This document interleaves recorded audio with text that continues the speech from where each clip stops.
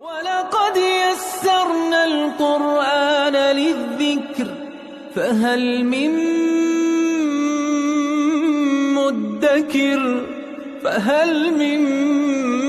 مُّدَّكِرٍ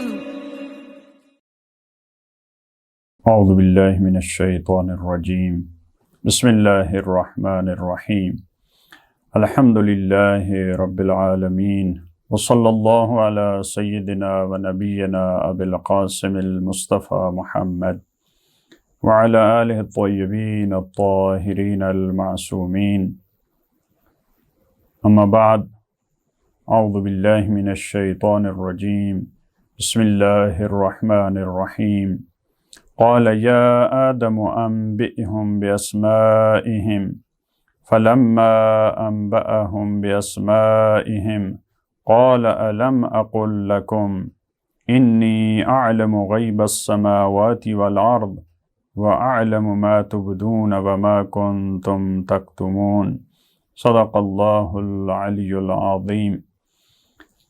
جیسا کہ ہم نے عرض کیا کہ سورہ بقرہ کی ان آیات میں پروردگار عالم نے انسان کو اپنے حقیقی مقام کی طرف متوجہ کرتے ہوئے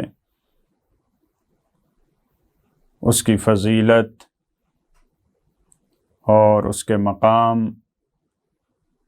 کا جو فرشتوں کے سامنے تذکرہ کیا اس کو ہمارے سامنے بیان کیا، تاکہ انسان اس بات کی طرف متوجہ ہو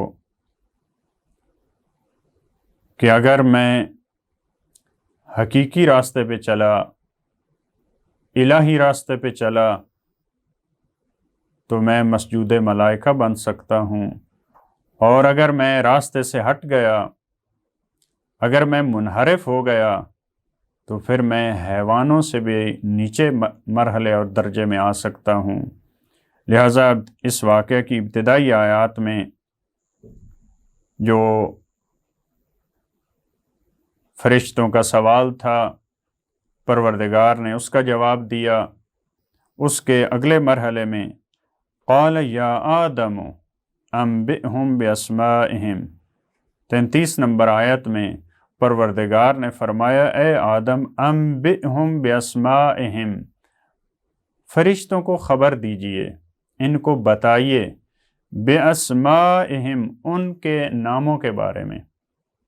یہاں پھر ہم کی ضمیر وہی افراد کے لیے ہے، بعض ذوات کا ان کو بتائیے، بعض ہستیوں کے بارے میں ان کو بتائیے، کیونکہ دیکھیں فرشتوں کا جو سوال تھا وہ یہی تھا کہ یہ انسان فساد پھیلائے گا، یہ قتل و غارت کرے گا۔ ان کی زیادہ جو فوکس تھا ان کے سوال کا وہ اسی چیز پہ تھا۔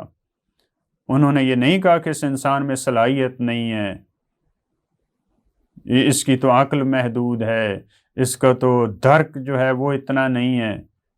لہٰذا اب دیکھیں جواب میں بھی اس چیز کی طرف اشارہ ہونا چاہیے جو اس کا جواب ہو، جو ان کے اس سوال کو دور کر دے، ان کے اس شک و شبہ کو دور کر دے۔ لہٰذا یہاں بھی فرمایا کہ ان کے اسماء کے بارے میں ان کو بتائیں۔ یہاں دیکھیں پروردگار عالم نے وعلم، جہاں حضرت آدم کے بارے میں تعلیم کا تذکرہ ہے، وعلم آدم الاسماء کلہا، پروردگار عالم ڈائریکٹ خود تعلیم دے رہے حضرت آدم کو۔ لیکن جب فرشتوں کی باری آتی ہے تو ان کے بارے میں یہ نہیں ہے کہ پروردگار نے پھر فرشتوں کو تعلیم دی۔ دیکھیں یہاں پہ قال یا آدم انبئہم باسمائہم، یعنی فرشتوں کا یہ مقام ہے، انسان کا یہ مقام ہے کہ وہ پروردگار اس کو ڈائریکٹ تعلیم دے۔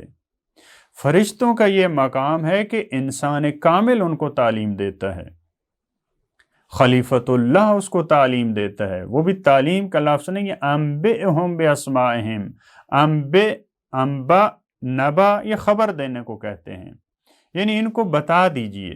یعنی فرشتے انسان کے مقابلے میں اس حد تک ہیں، انسان میں یہ صلاحیت پروردگار نے رکھی ہے کہ وہ ڈائریکٹ علم الہی کا حامل بن سکتا ہے۔ لہٰذا کتنے مقام پہ علمناہ من لدنا علما، اپنے ہاں سے ہم نے ان کو تعلیم دی ہے۔ انسان کامل کو ڈائریکٹ پروردگار سکھاتا ہے، اس کو علم دیتا ہے۔ لہٰذا اے آدم آپ ان کو خبر کیجئے۔ فَلَمَّا أَنبَأَهُم بِأَسْمَائِهِمْ، جب ان ہستیوں کے ناموں سے حضرت آدم نے فرشتوں کو خبردار کیا، مطلع فرمایا، قال الم اقل لکم، تو پروردگار نے، اب یہاں پہ درمیان میں ذکر نہیں ہے کہ فرشتے سمجھ گئے کہ یہ اس انسان کا مقام کیا ہے، ان ذوات کا کیا مقام ہے، اس کا تذکرہ نہیں ہے کہ انہوں نے سر تسلیم خم کیا، لیکن معلوم ہے بعد والے حصے سے، قال الم اقل لکم، پروردگار نے فرمایا کیا میں نے تم سے نہیں کہا تھا، انی اعلم غیب السماوات والارض، کہ میں تو آسمانوں اور زمین کے غیب سے بھی واقف ہوں، میں زیادہ جانتا ہوں۔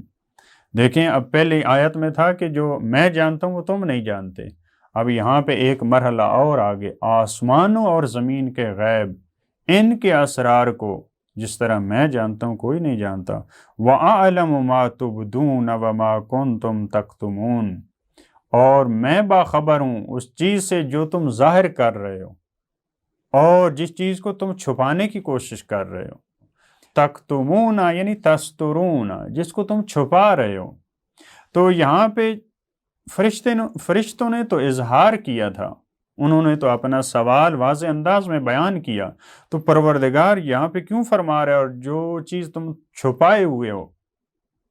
تو یہاں پہ چھپانے سے یہ مراد ہو سکتی ہے کیونکہ انہی فرشتوں میں ایک ایسا فرد ابھی تک موجود ہے جس کا اگلی آیات میں جو کھل کے سامنے آئے گا، جس کا انکار، جو کہے گا کہ میں نے حضرت آدم کو سجدہ نہیں کرنا۔ لہٰذا ممکن اس بات کی طرف اشارہ ہو کہ تم ایسے بھی ہیں جو چھپائے ہوئے ہیں اس چیز کو، کچھ باتوں کو چھپائے ہیں، انکار کو چھپائے ہیں، ابھی تک ظاہر نہیں کرنا چاہ رہے، لیکن مجھے علم ہے۔ لہٰذا بعض دوسری آیات میں ابلیس کے بارے میں کیا، وَكَانَ مِنَ الْكَافِرِينَ، یہ نہیں فرمایا کہ وہ کافر ہو گیا، کان من الکافرین میں سے تھا، یعنی پہلے بھی وہ اس چیز کو چھپائے ہوئے تھا، نافرمانی کو۔ وَإِذْ قُلْنَا لِلْمَلَائِكَةِ اسْجُدُوا لِآدَمَ فَسَجَدُوا، اس بعد والی آیت میں اسی چیز کا تذکرہ جو چھپائے ہوئے تھے، ان میں سے بعض جو کہ ابلیس ہے۔ اور اس وقت کو یاد کرو جب ہم نے کہا فرشتوں سے اسجدوا لآدم، سجدہ کرو آدم کے لیے، فسجدوا الا ابلیس، سب نے سجدہ کیا الا ابلیس، مگر ابلیس نے سجدہ نہیں کیا۔ یہاں پہ علماء میں ایک بحث ہے کہ کیا غیر خدا کو سجدہ ہو سکتا ہے یا نہیں، کیونکہ اس آیت میں یہ بڑے واضح انداز میں موجود ہے اسجدوا لآدم۔ تو اس کا جواب یہ دیا جاتا ہے کہ جو عبادت والا سجدہ ہے وہ غیر خدا کے لیے نہیں ہو سکتا۔ جیسے نماز کے اندر ہم سجدہ کرتے ہیں تو وہ عبادت کے غرض سے سجدہ ہوتا ہے، لیکن اگر عبادت کے علاوہ خود سجدہ کی ذات میں عبادت شامل نہیں ہے، سجدہ اس کے ساتھ اگر نیت کو اضافہ کر دیا جائے، سجدہ کے ساتھ اگر اللہ کی عبادت کی نیت ایڈ ہو جائے تو وہ عبادت بنتی ہے۔ لہٰذا ایسے اگر انسان کوئی زمین پہ گر جاتا ہے سجدہ کی حالت میں تو عبادت نہیں ہے، ممکن ہے کسی کا مذاق اڑا رہا ہو، ممکن ہے کسی کی عزت اور احترام کر رہا ہو، لہٰذا اس کو تعظیمی سجدہ کہا جاتا ہے، جو وہاں پہ بھی سورہ یوسف میں بھی اس کی بحث آئے گی، جو ان کے بھائیوں کا سجدہ ہے حضرت یوسف کے لیے۔